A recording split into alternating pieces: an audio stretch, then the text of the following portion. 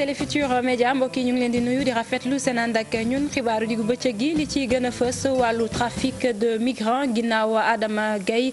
ki nga xamante ne moom moo di Gawsu Tunkara itam ñu teg ko loxo fële ca Tambacounda gendarmerie ak police nag lëkkaloo ngir rek xeex lépp lu jëm ci wàllu immigration clandestine yi nga xamante ne ñoom ñoo di Adama Gaye ak Gawsu Tunkara ñoom dañoo njort ne dañu fiy jëlee ay nit jëlee leen fii ci Sénégal di leen yóbbu ca Libye ba tax na takk der yi teg nañ leen loxo. marathon budgétaire bi mi ngi wéy ki nga xamante ne moom moo di jëwriñ bi ñu dénk wàllu biir réew mi moo xëyoon tey ci assemblée nationale moom Aly Ngouille Ndiaye budget ngir atum 2018 daal di yokku jëwriñ gi ne dinañu gën a dooleel police ak ñi nga xamante ne ñoom ñoo nekk ci wàllu sapeur pompier ci biir xibaar yi dinañ ci am gan directeur des transports lay doon moom Cheikh Oumar Gueye ñu nar a waxtaanee njëg yi nga xamante ne daal dinañu ko fixé ci aéroport international Blaise Diagne bi nga xamante ne dina ubbi ay buntam fi lekk ñetti fan taxi yi jóge foofu nag jëm Ndakaaru Mbuur wala Mbodiène njëg yi daal dinañ koy xam moom la ñuy waxtaanee ci biir xibaar yi Cheikh Oumar Gueye maa ngi lay fay. ci biir xibaar yi ñu daal di faram-fàccee wàllu tàggat yaram dinañu wax ci fédération sénégalaise d'athlétisme ki nga xamante ne moom moo di Amadou Diaba moom nag bokk na ci candidat yi nga xamante ne ñoom ñooy xëccoo poste présidence ba moom Amadou Diaba fàttaliku ne moom rek moom mooy doomu Sénégal bu musa am médaille olympique mbokk yi lii mooy ponk yi fi gën a fës da ngeen di taaxirlu ñu daal di yaatal.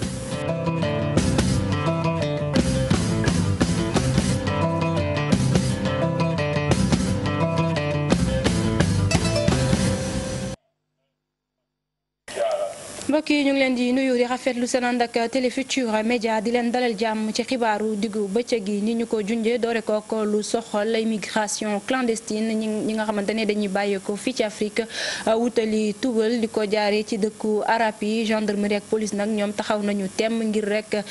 teg loxo képp koo xamante ne da nga nekk fii ci Sénégal di fi jëlee ay doomi réew mi di leen yóbbu moo xam Libi wala feneen Adama Gaye teg nañ ko loxo niki samedi gi ci buntu rajo Futurs Médias woon fekkee si ab émission bu doon am foofule keneen itam ku ñu teg loxo di ki nga xamante ne mi ngi wuyoo ci turu Gawsu Tunkara ma nga xewee fële ca Tambacounda dañu fay fekki suñu correspondant Moussa Oumaki Moussa maa ngi lay nuyu. ñu ngi lay fay. Moussa yan xibaar yeneen nga mën a teg ci li ma wax léegi. waaw li nga wax noonu la demee ndaxte ki ñuy wax Gawsu Tunkara moom mi ngi juddu ci atum 1964 fële ca Boadié nekk ci Ségou ci réewum Mali waaye nag luy toll ci ñaar fukki at mi ngi nekk fii ci Tambacounda am fi benn agence boo xam ne Mitrans lañ koy wax muy yëngu ci wàllum agence de voyage ñoo xam ne dañ fiy soqeekoo di tukki ci noonu nag moom biñ ko jàppee ñi ko jàpp ñoom ñooy waa brigade recherche bu police urbaine nekk ci Tambacounda fegoog ñi nga xam ni ñoom ñooy waa police frontière bu DEPAF mooy direction police air frontière ñoom nag bi ñu gëstoo ay mbiram nee na ñu fekk nañu ci agence am ci suufu yére yi nga xam ne ñu ngi woon foofu luy toll ci téeméeri junni ak ñeent fukk 700 000 francs CFA waaye fekk fa ay talon ay billets yoo xam ni da koy jox ay client am moom nag pexe yi mu doon def nee na dafay jël client bi jox la ñaari billet benn billet bi ñu bind ci destination Bamako boobu ngay won way takk der yi muy policiers yeeg douaniers yi li fekk ngay jéggi frontière bi nekk ci Kidira waaye bu fekkente ni yegg nga ci Bamako nag nga jël carte de visite am ak beneen billet bi nga xam ne dañ ci bind destination Tripoli boobu nag nga daal di koy jébbal ki nga xam ne moo fa nekkal foofu ci Bamako ci noonu nag nga continuer dem moom nag nee na bi yoon mooy bu njëkk boo xam ne mi ngi doon wut pexe ngir yombalal ñi nga xam ne dañu jóge fii ci Tamba fas yéene dem fi nga xam ne moom mooy ci Libi leneen lu ñu mën a jàpp mooy ci jamono ji ñu ngi ko garder fi nga xam ne moom mooy ci commissariat central bu police bu Tambacounda laata kon ñu koy jàllale yóbbu ko ci parquet mu war a jàkkaarloo ki nga xam ne moom mooy procureur de la République tribunal grande instance bu nekk ci Tambacounda fi ñu jeexalee rek mooy Tamba dafa bokk ci point de départ yoo xam ni bare na ñoo xam ne ay passeurs mooy ñi nga xam ne ñoom daal ñoom la ñuy tuddee ñi nga xam ne ñooy coxeurs yi ñoom dañuy nekk fii ou ñu am fi agence wala ñu am ko leen fi nekkal di dajale ay waxambaane ndaxte fii dafa jege frontière bu ko defee ñu daal di leen jàllale boo ko defee ñoom itam liñ ciy am ñu am ko ci waaye bi yoon nag daanaka seen pexe mi ngi tàmbali di naax saay ndax ki nga xam ne ñu ngi koy tuumaal moom nangu na ni bi yoon la njëkk ci ay pexe doon yóbbu donc moom nangu na ni mi ngi yóbbu waaye danañu xool ana fan la wànnenti li mu jéeg ay gëtam fii ci bët penku Tambacounda. Tambacounda sax la ñuy des wax ci ñi nga xamante ne ñoom ñoo fa nekk te seen loxo jotul seen ginnaaw ñu leen di séddale ceeb saa su ne ñoom nag jàpp nañ ni séddale googu am na leneen lu ci laxasu ba tax la ñaawlu nañ ko dem seeti préfet ba sàkku daal mu jël ay dogal ci li nga xamante ne njort nañ ko ñu ngi koy def ci ab ndimbal goo xamante ne jëm na ci ñoom Moussa Magueye lañ ci àndal ba tey. pont keroog ci école bu Naama Diallo ñu doon fantasiro ci lu jëm ci wàllub nan la ñu war a distribuer ceeb yi nga xam ne indil nañ ko néew ji doole yi fi mu nekk nii askan wi yeewoo ci quartier Plateau ñoo daje ci collège bu Afia ñoom nag ñuy ñaawlu anam yi nga xam ne tànn nañ ko njaboot yi nga xam ni ñoo war a jot ay saaku ceeb loolu nag ñu fas yéene ko amal talaata biñ jëm. non liste boobu su jàllee c'est parce que dañu am na ni ñu taxawee parce que dañoo xam ne liste boobu suñ ko jàllalee nañ xam ne du liste quartier bi moo jàll et que bu loolu weesoo danañu xool ne c'est fini commission bu ñu tegati plateau lu ñuy xoolaat la. 160 kon ménage la parce que bu fekkee kër bu nekk dafa war a am 160 kon soo xoolee 160 par kër la te yaakaar naa quota plateau sax ëpp na loolu tey plateau mu ngi dem ci juróom-benn téeméeri kër ou juróom-ñaar téeméeri kër nga jox ko téeméer ak fukk ak juróom-benn fukk. askan wi yeewoo ci quartier Plateau bëgg nag ki nga xam ni moom mooy préfet bi na daal di nag àtte mbir mi laata koon leneen di ci jib ci fàttali ci fukki fan ak juróom ci weeru novembre bi ñu génn programme d'urgence sécurité alimentaire dikkoon nañu ci département bu Tamba wàcc fi li toll ci junni ak juróomi téeméer ak fanweer ak juróom-ñetti tonnes ci wàllub ceeb loolu nag ñu façon ko yéene distribué ci luy toll ci juróom-ñeenti communes yi fi ne ci fàttali département bu Tamba ak département bu Goudiri bokk nañu ci juróom benni département yi nga xam ni ñoo gën a ittewoo ko leen dimbale ci wàllub dund ci jamono ji ñuy wax nii. suñu yoon nekkul ci affaire politique ñin Plateau ni nii xeex ñi xeexal néew doole. Aly Ngouille Ndiaye ma nga woon tey ci assemblée nationale moom jëwriñ bi ñu dénk wàllu biir réew mi ñu doon ko woteel budget ngir atum 2018 boobule budget nag jàppaleen ni ab yokkute am na ci ba tax na moom jëwriñ ji lu mu xamle moo di ne dinañu gën a dooleel sapeur pompier ak police nationale Pape Fara Ñing moom moo ñu fa xëyal Pape Fara bu dee yemb na Pape Fara maa ngi lay nuyu. maa ngi lay fay Fatima. Pape Fara fu liggéey bi toll foofee ca pencum ndawi réew ma. fi mu ne ñu ngi ci toll waaye mën nañu wax ne ab yokkute amu ci waaye ab wàññeeku ndax lu tollook fukki milliards ci sunu koppar moo ci wàññeeku ndax bale mu ngi nekkoon téeméeri milliards ak ñaar fukk ak ñaar moom lañ ko woteel ak lu takk 785 millions 731 360 bale weesu nag muy nekkoon 133 millions 324 435 mille 280 kon nag fukki milliards rek lu topp ak xaaj daan na ciy dañ waxtaan la nag mu ngay woy gis nañ ne ay yokkute ci liñ ci gën a laaj daal moo nekk wàllu commissariat waaye fonctionnement police yi yokk nañ ko naka noonu wax nañ ci wàllu insécurité bi ndax nee nañ doyul dara ak dëkk yi ñu dendal ak li nga xam ne ñu ngi koy dégg jamono ji jam nañu ak policier wala nangam ci carte biométrique ñëw nañ ci rawatina ca Touba nit ñi taxaw nañ ci nee nañ lu tollook 50,000 cartes ñoom daal jotuñu ko woon te loolu nekk na loo xam ne lu doy waar la kon daal mbiru carte yooyu war nañ cee taxaw ndax nee nañ amul turu papa amul turu yaay te kenn mënu cee ubbu compte bancaire ci ñeenti depuis Serigne Bara Dolly daal koy wax wàllu dialogue bi tamit ñëw na fi ci li nga xam ne Cheikh Bamba Dièye moom moo ko yëkkati jàpp ne suñu bëggee dialogue sincère bu dëgg dañoo war a bàyyi maanaam cabale politique bi maanaam ñi nga xam ne ñooy opposants yi di leen jàpp ndax dañoo jël assemblée nationale def ko benn mbir moo xam ne ci la ñuy nasaxalee ñii di way politique yi yaakaar naa ne daal loolu lañ fi gën a waxtaan ak wàllu sécurité ak sàkko lambaay bi nga xam ne ñëw nañu nee nañ daal nañ dooleel sapeur pompier ak kaaraange yi ci frontière yi Fatima Ba. bu baax a baax moom Pape Fara Ñing kon bokk ni mu ko waxee wàññeeku moo am ci boobule budget jégalu bu baax a baax ci li nga xamante ne njëkk nañ ko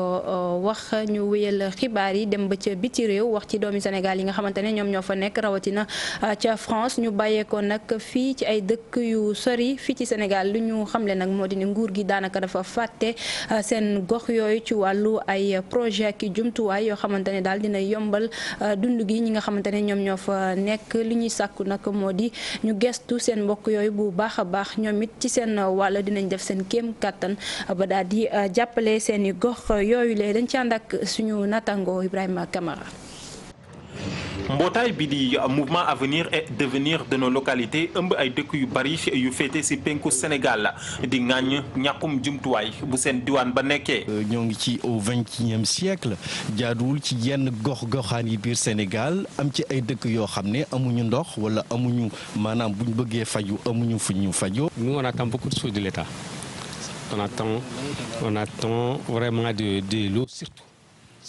ñun jafe-jafe yu ñu amee bokk na ci wàllum ndox suñu jigéen ñi dañuy sonn lool di dox ay kilomètres yu bari ngir am ndox suñu jur gi te am noonu ndaxte ñun ay sàmmkat lañu. Et puis on a des animaux, on a beaucoup des animaux, des vaches, des chèvres. way doxandeem yooyu di faral di dajale seeni astut ngir tabax ay jumtuwaay gis itam ne nguuru Sénégal du ci amal taxawaay bi war. Il y a des gens ici qui sont là qui ont commencé.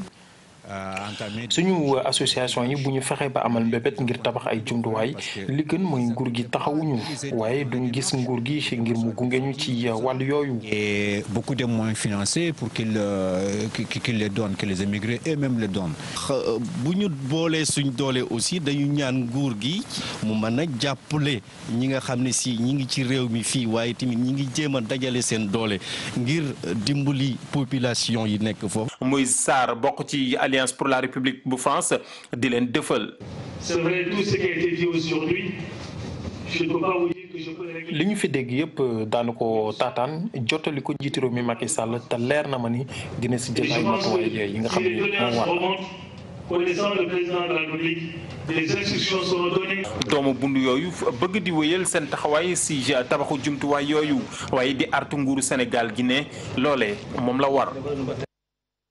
ñi moom ñu ngi toll ci ñeent fukk doon liggéey ci société bi di ABS ñoom nag li ñuy sàkku moo di ñu fay leen seeni payoor ndax ëpp na tey ñaari at yoo xamante ne daanaka jotuñu dërëm jaaxle lool jamono ji moom la ñu def ba tax na ñu ngi sàkku ci kilifa yi ñu gestu leen leneen loo xamante ne bëgg nañu ko moo di ñu yóbbu leen ci aéroport international Blaise Diagne ñoom it ñu mën fa daan seen doole kenn ci ñoom di Mouhamadou Moustapha Diédhiou yëkkati na ci ay kàddu dénk ko Cheikh Tidiane Thion.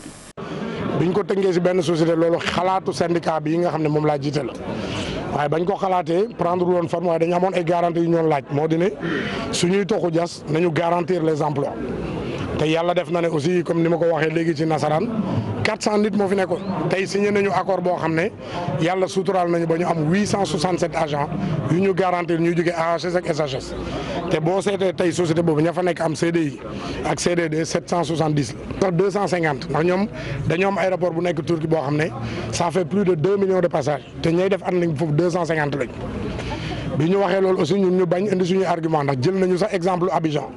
ndax Abidjan naas moo fa nekk su aéroport yi ñu wër yëpp benn ànd liñ moo fa am te naas ñun ñoo leen ëpp vol Abidjan te 800 nit ñooy liggéey ci ànd liñ ay argument yu ñu jël teg ci table yi ba ñu nangu ko ba dem ba 867 yi c'est dimensionnement la boo xam ne du yaama neex dañ ci xalaat liggéey ci. ni ñu ko waxee woon ci bopp xibaar yi am nañu gan Cheikh Oumar Gueye la di directeur des transports ñu nar a waxtaanee aéroport international Blaise Diagne bi war a ubbi ay buntam alxamis gi juróom-ñaari fan ci weeru décembre sëñ bi dellu di la nuyu. Fatima ñu ngi lay fay. ni ma ko waxee woon ca njëlbeen njëg yi daal dinañu ko fixé bàyyee ko AIBD jëm Dakar wala Mbour wala Mbodiène xam nañ ko boo jógee AIBD jëm Dakar 13000 bëccëg gi guddi gi mu xaw a yokku ci fan ngeen sukkandikoo ba daal di tànn yooyu njëkk. voilà jërëjëf Fatima xëy na balaa may tontu ci laaj boobu dégg ma may. ma remercier acteurs yi d'abord ci gàmmu gi ñu génn ci wàllum accident sécurité routière gis nañu c'est la première fois au Sénégal ñu passé gàmmu ba nga xam ni on a moins de 3 morts sur nos routes kooku lu ñu war communiquer la lu ñu war xamal la daaw ci jamono ji ñu ngi doon compter 24 morts ci gàmmu gi màggal gi passé moo gën li ñu doon wax ni morts yi mën na ñàkk mën nañ ko atteindre lii firndeel ni si bu acteurs yëpp jàppoo nekk benn donc am nañu résultat boobu tey. alors pour ñëw ci wàllum tarifu aéroport bi ñëpp xam nañu le 7 lay ubbi donc daanaka ñetti fan moo ci des mu ubbi ñu sasoon ñu liggéey pour ñu xool naka la ñuy tëggee tarifu transport yi globalement ci ñi nga xam ne dañuy jógee AIBD di ñëw Dakar ak wala yenn dëkk yi wala ñi nga xam ne dañuy jógee Dakar wala yenn dëkk yi ñu dem aéroport ñu am lu ñuy woowee ñaari offre transport benn bi offre transport public collectif la mooy transport en commun boobu Dakar Dem Dikk lañ ko sas Dakar Dem Dikk boobu am ñaari xeetu offre moom ci biiram benn bu ñuy wooyee navette ak benn bu ñuy wooyee ligne classique bu dee navette yi benn départ la ñu am seen départ ñu ngi koy jëlee HLM Grand Yoff en face stade Léopold Senghor jël autoroute bi dem aéroport ñu teg ñaari xeetu bis benn bi c'est climatisé benn bi c'est non climatisé bu dee bu climatisé bi la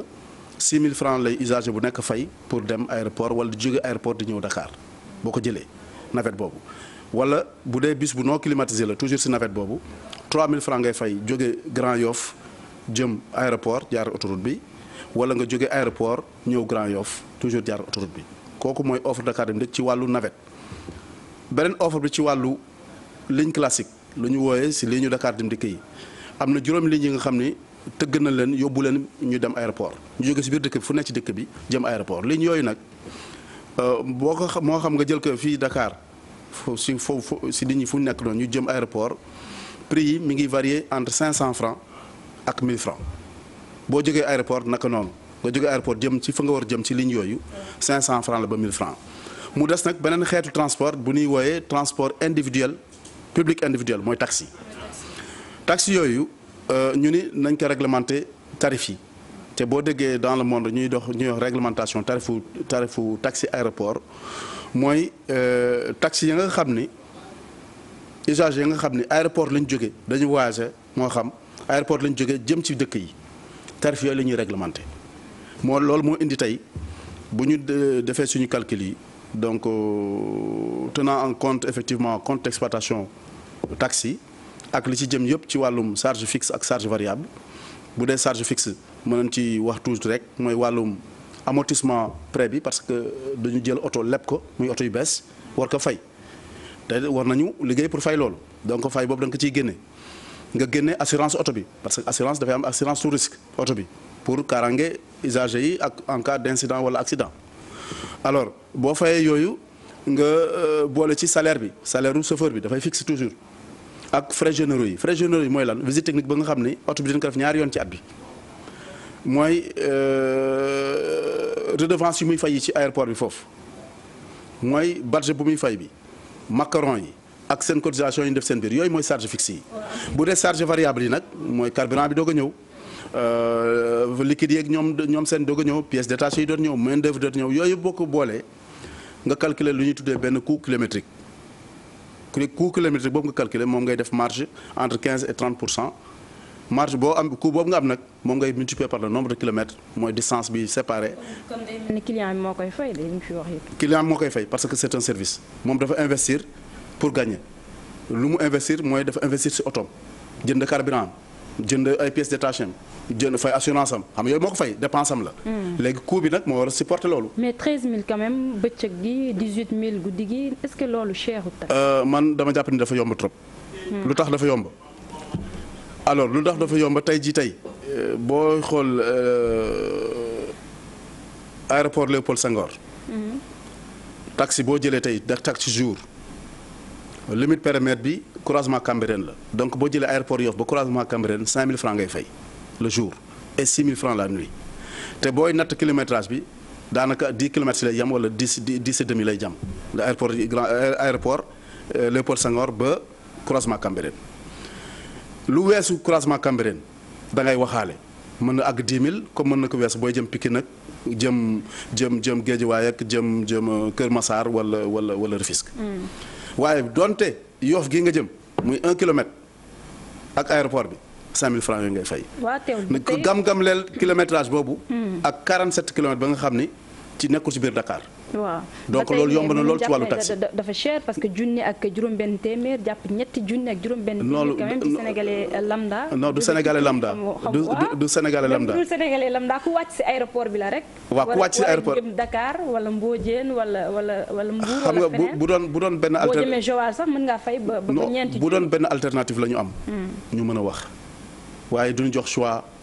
sénégalais du ñu jox choix usagers yëpp parce que du sénégalais rek usagers yëpp la ku wàcc aéroport rek wàcc ci avion am bëgg-bëggu jël taxi wala jël bus wala ñu jël si la loolu fi am bu dee taxi nga jël nag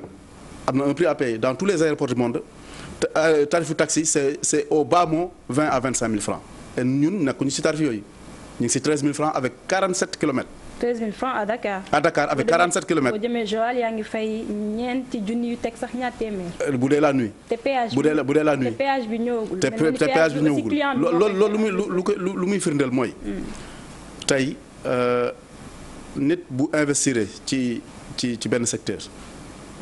te secteur boobu wala activité boobu rek la choisir def parce que kuy daw taxi aéroport rek ngay daw doo daw circuler dans la ville donc booy delluwaat ci risque de retourner à vide loolu yëpp da nga koy calculer ci coût yi donc aéroport moo bindee noonu tey boo demee aéroport Nouakchott barki démb la ubbi yàggul tarif taxi yi c'est au bas mot 22 000 boo demee Bamako même chose Paris moom taxi boo jëlee Roissy wala taxi boo jël 50 € ngay fay. comparé ak coût yi ñu lay wax c'est 2 fois plus cher dans le pays que ñun lu ñu proposé te c'est 3 fois plus cher li ngay fay déjà ci Léopold Senghor ak li ngay fay tey donc tarif yi saytu nañ ko bu baax def nañ ci au moins étude économique waaye def nañ ci aussi social bi. mooy permettre usagers yi ñu mën ci gis seen bopp. mais mën nañu wax ba tey ne dafa cher. man mënuma jàpp ne dafa cher parce que 47 kilomètres la. encore une fois de plus c'est pas Léopold Senghor. c'est Diass. ndax am na yeneen matuwaay yoo xamante ne jël nañ ko yu war a gunge ay mesures d'accompagnement ngir lii yëpp ngeen xamante ne jël ngeen ko. waaw mesures d'accompagnement yi mooy lan mooy d'abord ñu jéem a xool nu ñuy fluidifier circulation bi parce que nag ay lay woon bari embouteillage yu bari nañu ci dëkk bi. ci nit ki war a am avion am war a tukki. bu jëlul ay matuwaayam ay heure ci ginnaaw xëy na mën na am sax condition circulation yi duñu tax mu taat avion moo tax ñu jël ay dispositions yu bari ci wàllum fluidifier circulation bi ak xool autoroute bi sax boo gisee temps yi autoroute à péage bi ci sens yi surtout surtout poste Thiaroye bi bu mag bi duñu def benn poste amovible ba nga xam ne da nga koy moduler mu doon 6 voies wala 8 voies selon la demande bu ngoon see ñu def ko 8 voies bu suba si booy dem Rufisque bu suba gaa ñu def ko 10 voies booy def 6 voies 8 voies booy ñëw Dakar. donc loolu pour permettre oto yi gën a gaaw si autoroute bi même liggéey boobu ñu ngi koy jéem a def ci national bi pour désencombrer am na station yu bari ñu ngi si national bi si fan yii rek boo matul attends balaa ouverture du dëgg ay actions yi nga xam ne dinañ ko jël pour plus faire sécurité day am suivi loolu je suis d'accord bu mu nekkee njëlbeen nga rek yi fi xaw na loolu ñu defee ko noonu bu ci kanamee tuuti ñu bàyyi ko noonu loolu vraiment d'accord naa ak yow ndax jastam dafa sori d'accord naa ak yow loolu suivi bu mu mag la laaj parce que mënoo investir ci aéroport bu ñu toll ak nu mu doon fierté sur le plan national ak régional d'ailleurs sous-régional bi yëpp c'est une fierté ba pare ay conditions de transport wala yenn conditions yi nar ko yàq donc chef de l'État joxe na toutes les instructions nécessaires et yaakaar naa services yu mu concerné yëpp jël nañ en tout cas toutes les prédispositions pour que vraiment mu am suivi boobu waaye mu am vraiment application bi strictement ci ñu mu yombal dem beeg dikk bi yombal en tout cas condition d'exercice yi au niveau de l'AIBD. ci wàllu kaaraange gi itam éclairage bu doy rawatina ci autoroute bi ci péage bi nga xamante ne ñiy dem ak ñëw duñu am ay jafe-jafe. waaw loolu yëpp ci plan d'action bi la bokk éclairer autoroute à péage bi je pense que Eiffage non waa Sénac yi nga xam ne yor autoroute bi ak waa APIX yi nga xam ne ñoom ñoo signé convention bi au nom de l'État jot nañu instruction yu wóor pour éclairer autoroute à péage bi te yaakaar naa ni fan yu néew di ngeen gis travaux éclairage yi commencé loolu wax nañ ko la représentation nationale muy député yi wax nañ ko à l'Assemblée population yi wax nañ ko donc ñëpp wax nañ ko ñëpp xam nañu autoroute bi lëndëm na te duñ ko war éclairer te loolu day participer sécuriser dëkk bi day participer aussi en tout cas participer ci sécurité routière globalement. moo tax loolu aussi état bi jël na ay mesures ci loolu te yaakaar naa fan yu néew di ngeen gis ni travaux éclairage autoroute à péage dina commencer incha allah. jaajëfal ko bu baax moom Cheikh Omar Gueye di directeur des transports ci wuy si gi nga wuy si Télé Futurs Médias. maa leen di remercier. xibaar yi dañu koy wéyal wax ci bés bi ñu jagleeloon màggal ak rek jàpp jàppale ñi nga xamante ne ay dañuy dund ak laago fële ca Rufisque nag kuréel gi nga xamante ne moom moo leen ëmb daal di fa amal lu am solo taxaw ci jafe-jafe yi nga xamante ne ñoom ñu ngi koy dund jàpp ne ci atum 2018 gi dinañ def seen kéem kàttan ba li nga xamante ne moom moo di yooyu lee jafe-jafe dina daal di wàññeeku. ñu ngi xaar nag nguurub Sénégal lépp loo xamante ne war na ko digganteeg way laago yooyu le mu daal di koy matale dañu fay fekk Ousseynou Thiam Bira Diagne. ñu jógee fu nekk nag ñii di waay laago yi nag màggal bés bi nga xam ne nii moom lañ leen jagleel fii ci diwaanu Tëngéej mu doon nag occasion ki jiite seen fédération bi nag fësal seen bëgg-bëgg nag jëm ci lii di année sociale 2018 bi nga xam ne nii njiitu réew mi moom moo ko décrété. ministère yu bari ndax problème mu njàng mi ngi ci problème mu santé mu ngi ci problème mu formation mu ngi ci emploi problème mu transport problème mu habitat loolu nag. wax naa ko tamit ministre bi d'accord na pour waxtaan ak président de la république ñu def li ñuy wax conseil présidentiel sur le handicap bu président de la république toogee ministre bi toog ñu waxtaan ñu seet secteur bu nekk rôle bi mu war a jouer pour handicap yi jëm kanam secteur bi jouer ko. gannaaw bu mu ñëwoon président lii di ndaje mi nag jëwriñ ji ñu dénk wàllu santé ak action sociale dellu si nag ci politique yi nga xam ne nii lii di gouvernement jagleel na ko waaye laago yi laataa nag muy annoncé ab conseil présidentiel jëm ci wàllu handicap. par vous dire que tout à l'heure Yatma am na yu bëri yu mu fi annoncé. tenir nañ benn réunion dans mon bureau très prochainement avant la fin du mois de décembre dana ma indil tous les présidents des associations. pour que ñu waxtaan pour élaborer ce qu'on appelle le plan de travail de 2018 si biir plan de travail boobu tam la ñuy proposer au président de la République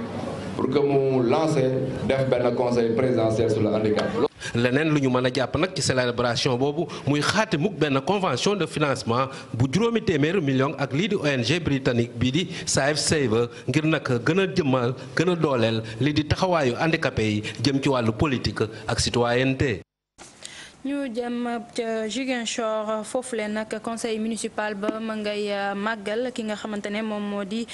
français bi di Jean Lassala moom nag daal dina dafa defoon lu am solo foofee ca Casamance ndax lu ëpp daanaka ñetti téeméeri gox la daal di mayoon ay ambulance naka noonu ay usines yu jëm ci wàllu électricité loole nag ñu ngi ko amaloon ci ati 1950 yi ba tax na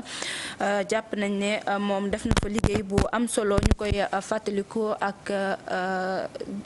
jox cër daanaka gëdd gu rëy ci gox ba foofule ca Ziguinchor ba tax na benn rue lañ ko fa daal di tuddee ki ko def di maire ba Abdoulaye Baldé dañ fay fekki suñu correspondant Boubacar Diassi. su sargal la sargal koo xam ne peut-être que bu muy jëf pour suñu dëkk boobu ñun ñi ñëw gane woon ci àdduna mu doon koo xam ne moom moo def électricité bi fii ci Ziguinchor boobu ay jamono yooyu électricité bi peut-être quelques heures la doon ñëw ci biir ville bi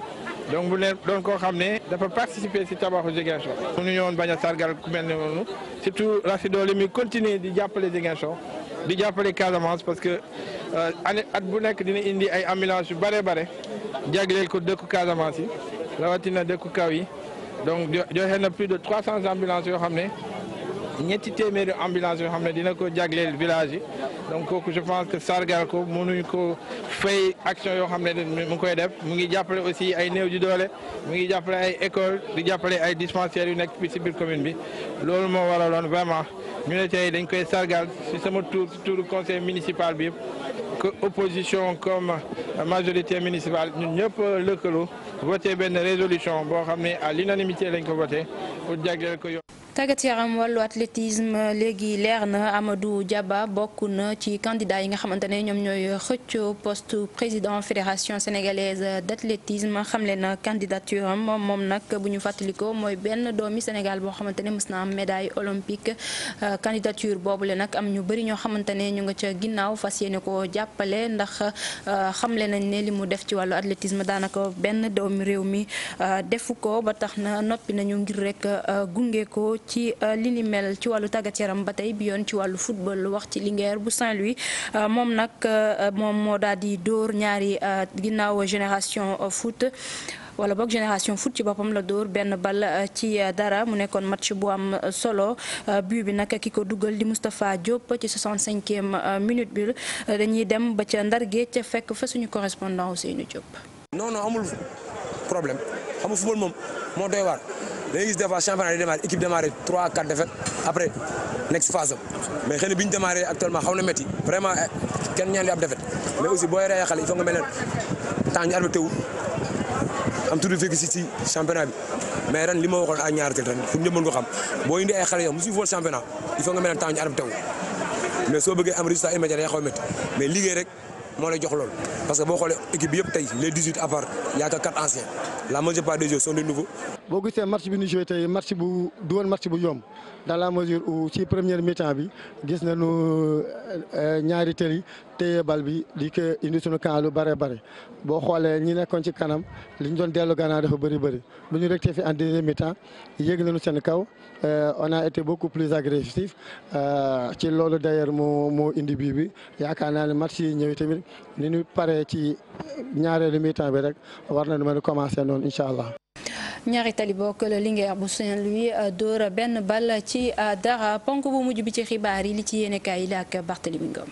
dal leen jàmm Ismaïla Madior Fall garde des Sceaux ministre de la justice démb mu ngi woon ci kanamu député yi ci assemblée nationale dañu doon càmbar li nga xamante ni moo di budget bi ñu jagleel département wam waaye nag mbir ma yombul woon bi ñu sukkandikoo ci yéenekaay bi di l'observateur ndaxte kujje politique bi wax nañu ko fa lu bari ki nga xamante ni moo di Mamadou Lamine Diallo di député bokk ci groupe parlementaire démocratie ak liberté moom nee na justice bu Sénégal ci jamono ji dañu koy utiliser ngir di def ay chantage politique ki di Déthié Fall moom dafa yaakaar ne ministre de la justice ni muy doxalee ni dalul xel beneen ab réaction di bu Ousmane Sonko moom nee na bu ñu doxaloon doxal gi war ci cour de répression de l'enrichissement illicite konoon am na ay nit ñoo xamante ne ñu ngi ci nguuruk Macky Sall niki tey ji jamono ji ca kaso la leen waroon a fekk looloo tax L'As Quotidien jàpp ne kujje politique bi dal nañ bu baax ci kaw kii di Ismaïla Madior Fall lu ne lañ ko yekk rawatina ki nga xamante ni moo di Mamadou Lamine Diallo mi tuumaal Ismaïla Madior Fall ci biir yéenekaay bi di L'As Quotidien ne moom tailleur constitution la beneen ab réaction di bu maître Madické Niang ci biir yéenekaay bi di Les Échos nee na moom ministre de la justice dafa teel a wax ne Khalifa Sall daanu ko atte ci gàttal daal ay dossiers yu bëri yu nga xamante ni ñu ngi lang ci justice bu Sénégal député yi laaj nañ ko garde des Sceaux waaye nag enquête nee na Ismaïla Madior Fall tontu wu ci benn rawatina nag sujet yi nga xamante ni jëm na ci wàllu Khalifa Sall Karim Wade ak cour de répression de l'enrichissement illicite Ismaïla Madior Fall boobee ay kàddoom ci biir yéenekaay bi di l'Observateur nee na amul benn ministre de la justice boo xamante ni mën nga manipuler ab magistrat beneen ab ministre boo nga xamante ni moo jiitu Ismaïla Madior Fall ci assemblée nationale di ministre de la communication Abdoulaye Bibi Baldé xibaar ne dana am code bu ñu taxawal ci lu dul yàgg jagleel ko wàllu publicité fii ci média yi ci Sénégal kàddu yooyu mu ngi ko dénk sama naataango yi Soleil waaye nag yéenekaay bi nee na député yi fare ci kujje politique bi rawatina wax nañu li nga xamante ni mooy seen mettiti xol ci ni ñu yoree APS RTS ba ci sax Orange mi nekk ci réew mi ci noonu yéenekaay bi di Les Échos xibaar ne député yi dal nañu bu baax ci kaw Racine Talla ak société de téléphonie boobule di Orange ay député yu bëri ci biir yéenekaay bi di Les Échos di ñaawlu anam yi nga xamante ni noonee la Orange di doxale ak kiliyaanam lu ko neex def te kenn mu ñu ci dara ba noppi nag di amasser xaalis bu dul jeex ci deru sénégalais yi waaye nag li leen gën a métti mooy arnaque bi nga xamante ni waa Orange ñu ngi koy def rawatina ci dalal ton yi ci noonu Abdoulaye Makhtar Diop xibaar ne dana déposer ab proposition de loi ci lu dootul yàgg ca assemblée nationale su ko defee ñu régler mbiri Orange bi RTS naka noonu it dal nañ ci kawam bu baax ndaxte kii di Serigne Cheikh Mbacké Dolly nee na RTS dañ ko mujj soppi def ko radio télévision bu Macky Sall Serigne Cheikh Abdou Mbacké moom ci wàllam jàpp ne Racine Talla moo politisé doxalinu RTS ministre bi gannaaw ba mu jëlee kaddu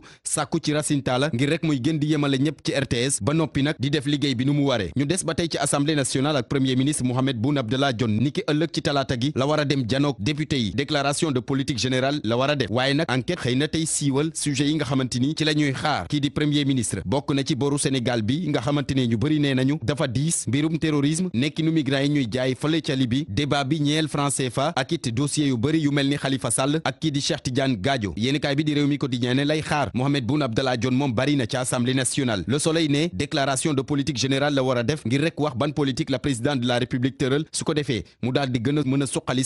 Sénégal googule mu ngi ci jafe-jafe bu ñu sukkandikoo ci yéenekaay bi di La Tribune sama naataango nag xëy siiwal la tax mu wax loolee mu ne boru Sénégal bi mbirum énergie nekki ñu opposant yi fii ci Sénégal ak it anam yi ñu war a organiser élection yi la yéenekaay bi jàpp ne ay gàkk-gàkk la ci doxalinu Macky Sall ba pare dina saxal lii di pouvoiram pouvoiru ki fi nekkoon ministre de l'intérieur moom daanaka mu ngi ciy gàllankoor fële ca dëkkam di Podor yéenekaay bi di Quotidien dafa xëy tey xëy rek topp tànk Abdoulaye Daouda Diallo mi nekkoon ca Podor ngir amal fa meeting ci week-end bii meetingu APR sax la woon waaye nag meeting ba na mu jeexee rafetul ndaxte ku nekk dafa mujj jaar fu ko neex lépp nag ci xuloo yéenekaay bi ne meeting bi daal désordre total la ca ndorteel la ba ca mujjanteel ga lépp yéenekaay bi wax na ko ci page 7 sama naataango sax jox kàddu kii di Abdoulaye Daouda Diallo mu nangu ne dafa metti lool ci ku nekkoon ministre de l'intérieur di amal ndaje yu mel nii te du ci am gàllankoor ñu tàbbi ci yéenekaay bi di l'observateur mi xëy dellu siwaat ci njaayum ay nit fii ci Sénégal yéenekaay bi dugg ci biir trafic boobule journal rue 15 angle bi xamal ñu ne am na ab passeur doomu réew bu Sénégal bu tudd Adama Mbaye gendarme ya ca brigade de recherche teg nañu ko loxo fanu ko tegee loxo nag di fii ci rajo Futur Média gannaaw ba mu doon participer ci émission thème de la semaine bu Mamadou Ndoye Bane yéenekaay bi yemu ci de ndaxte nee na am na it ay guinéens yoo xamante ne dañoo yeboon lu toll ci juróom benn xale lu mineur yoo xamante ni jàpp nañ leen fële ca Kébémer ba tey jeexul ndax yéenekaay bi nee na am na it ab malien boo xamante ni teg nañu ko loxo fële ca Tambacounda la ñu koy tuumaal di njaayum nit Vox Populi ci wàllam xibaar ñu lu doy waar koo xamante ni dañ koy tuumaal ne jihadiste la moo dal di jam benn policier ak benn civil fële ca Rosso loolu nag gannaaw contrôle boo xamante ni police moo ko doon def yéenekaay bi ne moom mi ko def ab étudiant nigérian la toll ci fanweeri at ak benn biñ ko seetee fekk nañ ci moom ab passeport irlandais Vox Populi ne moom ci boppam ca Mauritanie lañ ko dàqee woon mu doon dem ca Gambie nag bëggoon jaar Sénégal waaye gendarmerie teg nañu ko loxo bu ñu sukkandikoo ci yéenekaay bi di Vox Populi fas ko yéene nag enquête ñu jeexale yéenekaay bi di Sud Quotidien mi xëy jox kàddu kii di professeur Moustapha Kassé moom nag dafay artu réew yi nga xamante ni ñoom ñoo bokk dafay artu réew yi nga xamante ni ñoom ñoo bokk ci CEDEAO gannaaw dugg si Maroc nee na Maroc boo mu la ñëw dugg espace CEDEAO boo moytuwul dana handicapé économie réew yi nga xamante ni ñoom ñoo bokk CEDEAO la tax mu wax ko nee na PIB bu Maroc mi nga xamante ni ci xayma toll na ci téeméeri milliards moo ëpp fuuf PIB yu Côte d'Ivoire bu Sénégal ak bu Ghana bu ñu leen dajale loolaa tax daal mu ne réew yi bokk CEDEAO war nañu def ndànk ci dugg si Maroc ci espace CEDEAO ndaxte